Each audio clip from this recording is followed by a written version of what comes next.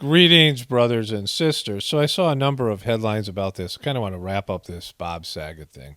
Like I always do. Like I want to wrap these things up, but it keeps on going. John Stamos shares touching eulogy for Bob Saget. He was my lifeline. And all this fake stuff, right, about, his widow showing up on TV on multiple shows and, fake crying and all that stuff. I mean, it's just Hollywood's just so greasy. Like, it's just so slimy. And I got something I want to say about Bob Saget on Full House. I want to get through this part, the eulogy first, and then show you some clips of him on Full House. And then there's his last video on his YouTube channel, and then the last video that was his last interview. So I want to get to all that, but first I want to just, get through this eulogy thing. John Stamos delivered a heartbreaking tribute to Bob Saget at his memorial. Read his full eulogy. A guardian angel with the dirtiest mouth and a heart as big and benevolent as forever. His heart was big as forever, forever, ever.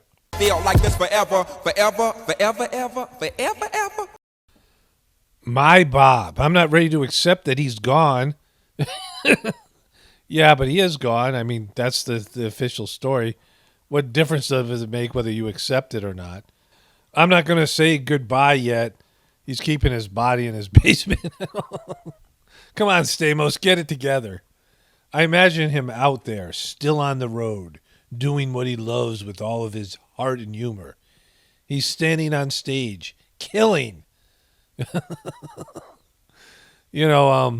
Gilbert Godfrey talked about him killing it too, but not in the same way.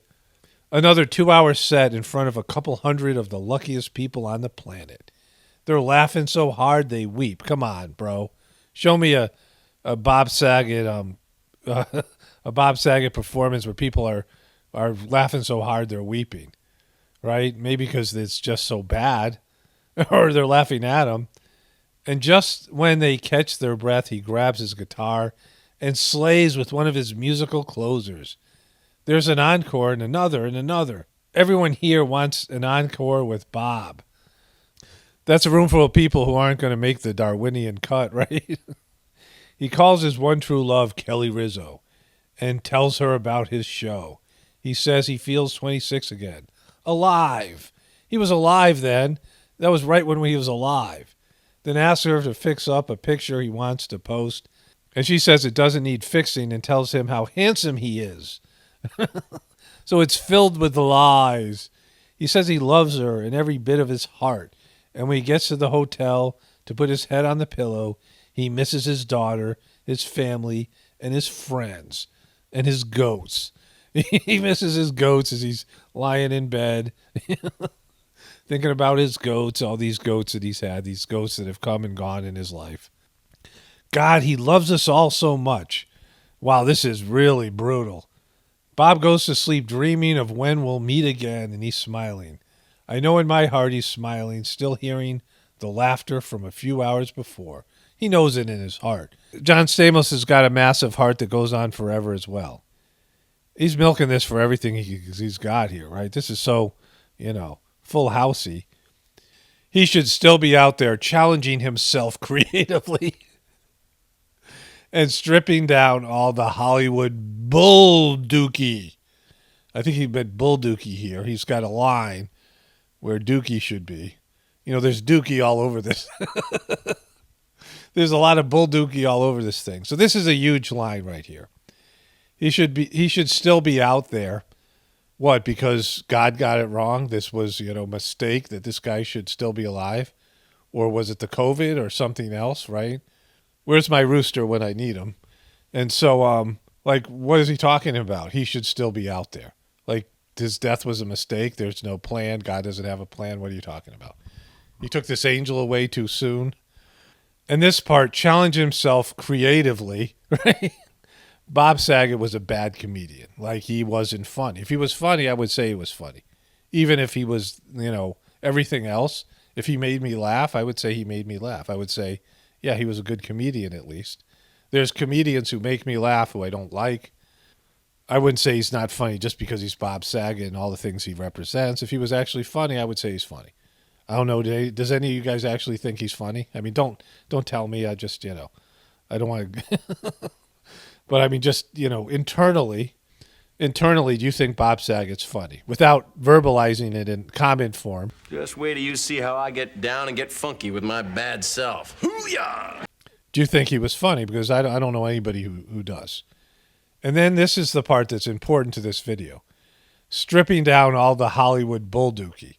Now, I was going to talk about this in just a moment anyway, and so he's given me an opening because Bob Saget was the Hollywood bulldookie, right? He was the epitome of the Hollywood bulldookie, traveling to small towns around the country, giving people raw, wild, unpredictable, and uncensored Saget. Tonight's specials are cake and something else that I can't say. And we're out of cake, so that's all you're getting. You're going to get the C word, not the woman's C word, but the Bob Saget C word. That's all he's got. He doesn't have any cake, right? When I saw his last Instagram post, my first thought was he looked too alive to die a few hours later.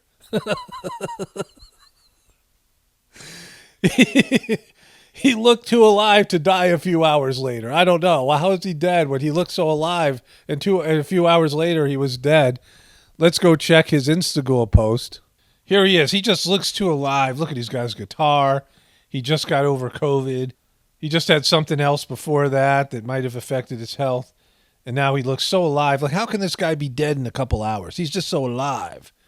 Okay, I love tonight's show. Concert hall in Jacksonville, where he talked about having COVID with his coworkers or his fellow performers. He was wearing a mask because he didn't want them getting his COVID that he had a few weeks earlier. Really nice audience, lots of positivity. Happened last night in Orlando, last night at the Hard Rock Live 2. He's repeating last night here in the same sentence. He's starting to fall apart mentally. We don't even know it. Very appreciative in a few audiences. Thanks to the comedian Tim Wilkins for opening. I had an idea. I did a 2-hour set tonight. I had no idea I did a 2-hour set until the audience started throwing things at me and said, get off the stage. I'm back in comedy like I was when I was 26. Weird number to come up with, right? Maybe that's when he started comedy. I guess I'm finding my new voice and loving every moment of it. I ain't. See you in 2 weeks. January 29th. Oh, no, you won't. With my dear brother, the real Mike Young, and check bobsaget.com for my dates in 2022. Going everywhere until I get the special shot, and then probably keep going because I'm addicted to this S. Peace out. Peace out, Bob. R.I.P., brother. And then a bunch of other stuff here. When I saw this last Instagram post, my first thought was he looked too alive to die a few hours later. But I guess that's right. We should all want to die alive. Oh, geez. Is there any cliche you're not going to throw it? Did he get one of those like calendars with the cat hanging in, the cat with the, hanging on a pole and it says hang in there underneath it? Like, did he get one of those calendars and he tried to put every one of those cliches into this eulogy?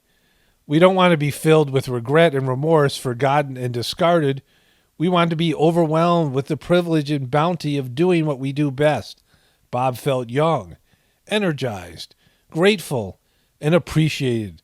The applause and laughter didn't have time to die down before Bob did. Oh, that's pretty cold. He never ran out of cake or other stuff.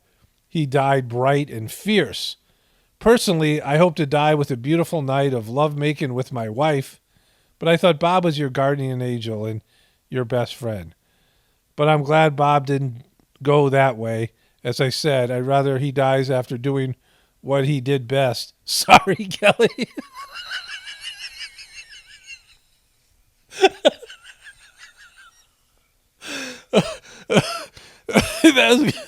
Oh my God, that's so funny.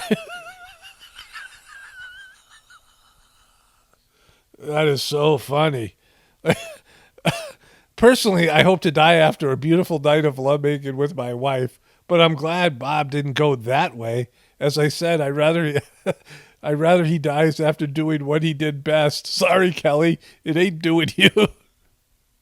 That's the kind of joke Bob loved. And I loved it too, right? Sorry, Kelly. He enjoyed doing his crappy comedy more than he enjoyed doing you. It's hard to explain who Bob was to me personally without understanding that he's your Bob too. No, he's not my Bob. He's not my Bob. Come on, bro. The worldwide ocean of love for him has been unbelievable. Though it's been hard for me to look at the tributes, stories, magazine covers, millions of special media posts, I feel everyone out there is getting it right, saying the perfect thing, remembering Bob in remarkable ways. Thank you. I'm glad you appreciate my videos. I'm glad to have some confirmation. It's just breaking. He's my Bob too. And John Stamos just said he loves my tributes to Bob Saget here. So we all know that it's been confirmed. I just wish he knew how much the world loved him when he was here.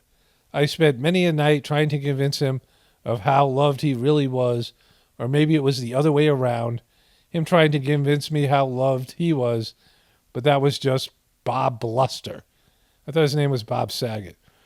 There's no way he thought his death would have had this kind of impact, this kind of coverage that speaks to someone who generally connected with people. All right, I just can't go on, right? So we got through the big parts here. And so let's go back to this here, where he says, stripping down all of the Hollywood BS. So let's go to a compilation called The Best of Danny Tanner and just see some of the Hollywood BS that Bob Saget was not stripping down.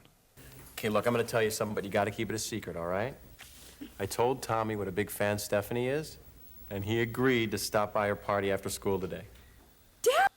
And so it's just such a horrible show. Let's move forward to the next one. Really a great dad. Well, I've got the kids waiting in the car. Linda, wait,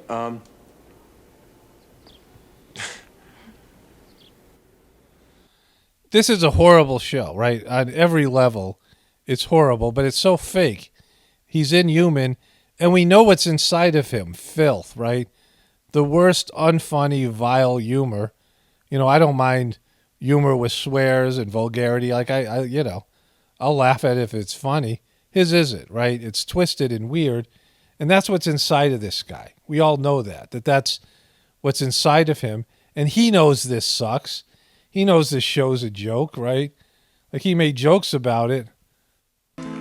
On a Friday or Tuesday, whatever the day it is, this guitar's from eBay. You know, this is, he's making fun of his character, right? And, you know, like, he knows, and he did this in his comedy. I've heard some of you say, but Danny Tanner was not gay. Tell me why. They lived in San Francisco. You know, he's mocking his own show because he knows his show sucks, right? Tell me why. They went through lots of Crisco. Tell me why. And it's homophobic, too. This shouldn't be, this is homophobic stuff that he's putting out there. I never slept with Dave Coulier, but Kimmy Gibbler got it this way. No. And so, that's twisted, weird. Kimmy Gibbler was, 11-year-old girl, and when he's, what he's talking about here, she was a little kid or a teenager. I mean, this is, and he joked about this in numerous ways. But that ain't right. It was more like, I don't remember. I was all on Comtrex after 8. And so, he talks about drug use and things because he knows his show sucked, right? He knows his show sucked, and he was a complete sellout. Like, that's what they joked about in his comedy roast on what his sellout he was. I read an interview where you referred to yourself as an artist. As an artist, you use the phrase as an artist. You are a vortex of artistic compromise. What was really inside of him is twisted, vulgar humor and the kind of like fake father knows best America's dad. You know, people are joking about how Bill Cosby was also America's dad. He was America's dad, right, on this show, and he was just fake. The show sucked, and it was fake. It was Hollywood BS, and he was a complete shill and sellout. I know, it's a real mind blower. I just wish I could show DJ that I'm as hip and cool as you guys are. Danny, you don't have to be hip and cool. You're spick and span. Whoa, that Dave Coulier. He is funny. No, I'm serious. I want DJ to be proud of me. I got an idea. I am going to surprise DJ. Jess, I'm going to sing a song with you and your band. His band is a joke, right? Because he's a rocker. He's a rocker. John Stamos is a rocker. She's a convict. She went to jail for rigging her daughter's her college, getting her daughter into a college she didn't belong to. Couldn't you just surprise her with like a really nice sweater? John Stamos is funny too. You don't think I can be cool? Just wait till you see how I get down and get funky with my bad self. Hoo-yah! Like, come on. Like, how embarrassing it would be to say that. You know, imagine me having to say that. Like, I imagine like I had to say that because it was in the script, right?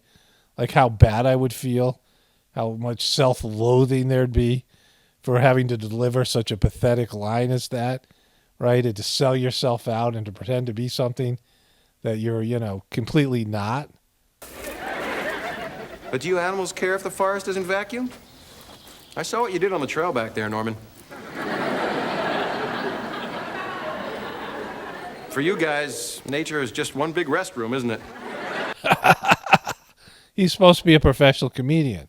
That's a joke that he's telling. That he's telling to this donkey that it should be a mule, but it's a donkey. And, it would be a mule in this circumstance, like they're in some fake place. It's all fake, fake, fake, fake, fake, fake, fake, fake. Fake, fake, fake, fake, fake. Because they're beautiful. Well, so are you. Oh, yeah? Well, show me one girl in here with this round face and these Charlie Brown cheeks. Come on, Bob. Deliver some good parenting here. Honey, people come in all different shapes and sizes. They do. There's some wisdom here from Bob Saget. As long as you're not hurting anybody, you can do anything you want to do that you really love. Hi, I'm Sheila, and I have no class. Oh, she's such a funster. Hello, I'm April. I think maybe it was easier for me to get mad at you than get mad at myself. Well, we, could just both be mad at our kids. That's a good idea. So it just sucked, right? The show is life-sucking. Bob Saget wasn't funny on the show or in his comedy routine. He's a bad comedian and, kind of a horrible person. And he's fake. It's fraudulent. This isn't real. And he knows it. He knows he's selling now. He knows that this is, you shouldn't make jokes that you don't find funny. Like, he wouldn't find these jokes funny. He wouldn't laugh at these jokes. Preparation for the future. Finally, we're ready to enter high school, and our lives are about to begin. What do you think so far? Well, I'm just curious, but what about the last 14 years? It sounds like you're saying your life hasn't even started yet. Exactly. Bob is hurt. He's so hurt. Maybe before I moved into the garage. Mom knew everything I did before I did it.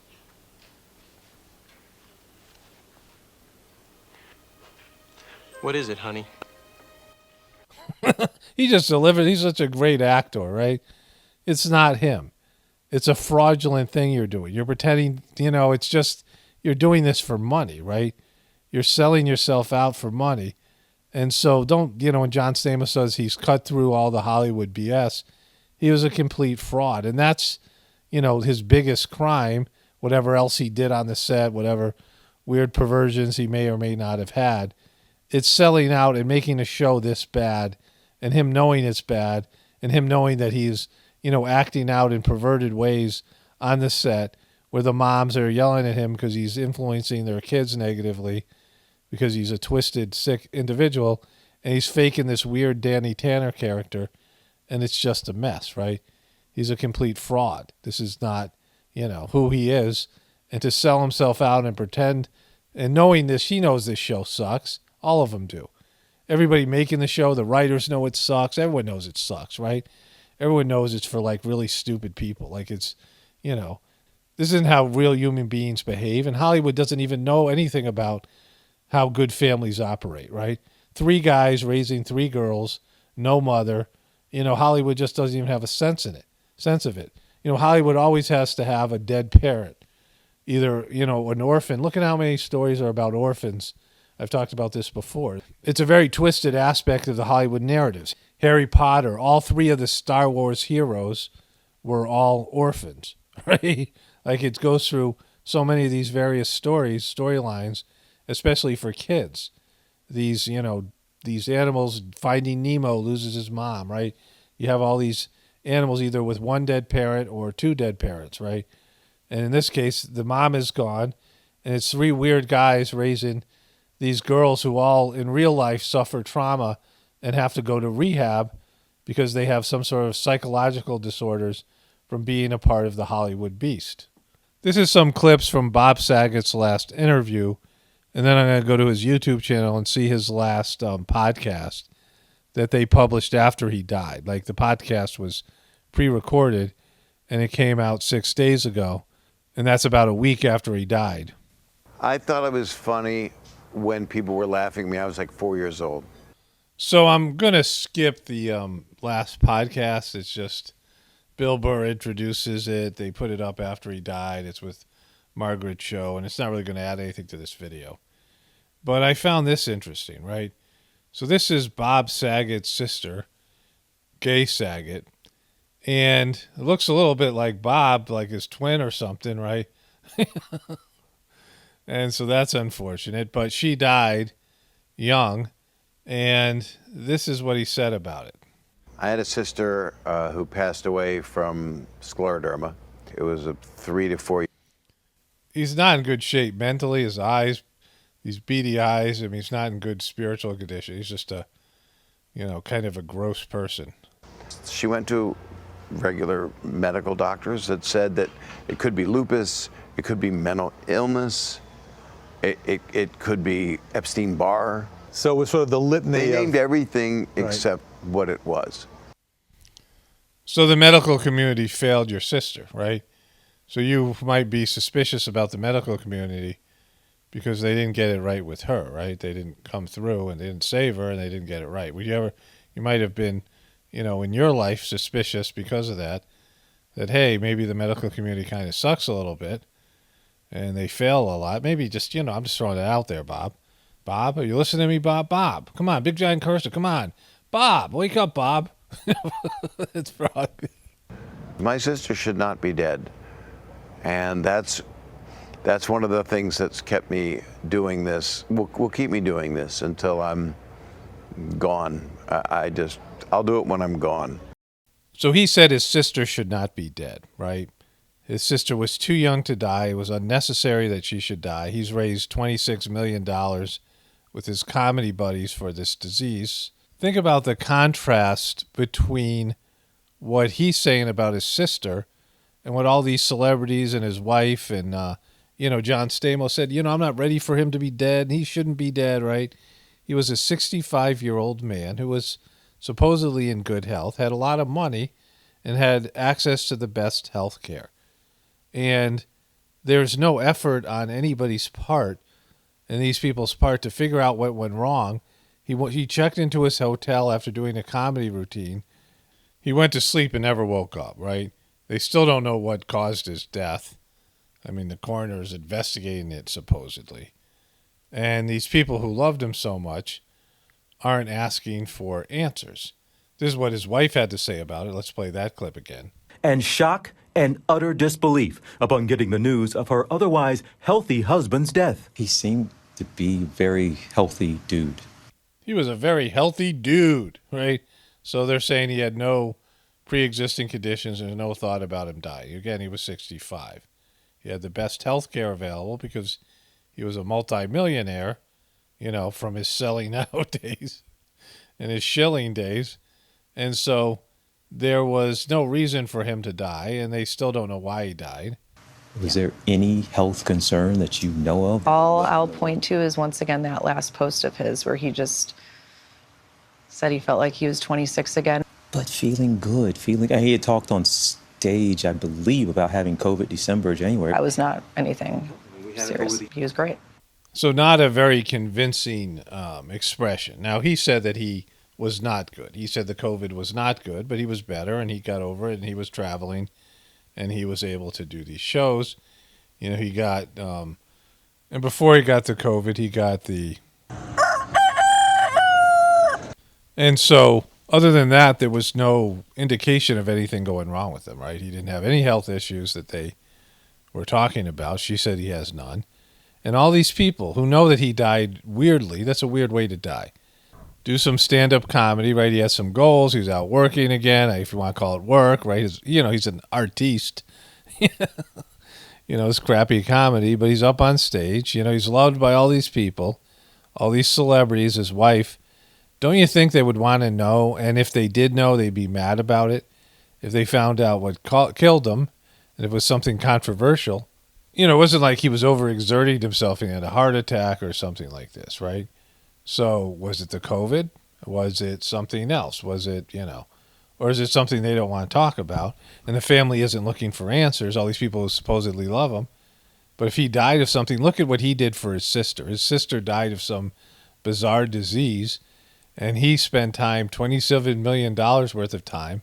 He had these fundraisers with his comedy buddies, and they raised all this money, and he brought awareness. He was doing interviews about it, and he talked about how doctors failed in figuring out what she had, right, which maybe, delayed the process or, caused more suffering or whatever. The medical community failed his sister, and maybe he would, and his family would do the same for him, find out what happened to him, and then stop it from happening to other people. But it seems like they just want to all get their 15 minutes of fame and go out there and, do interviews and talk about how sad they are. But why not find out? Like, I'm interested in what it is, right? I don't, I'm not cool. I don't like Bob Saget, right?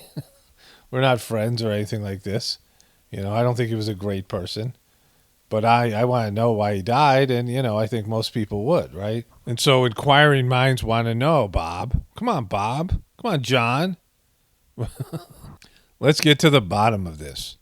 Only spirituality will save this world. It's Paul Romano, definitely reporting from the Apocalypse and the Ascension. Everyone have a blessed day and be grateful.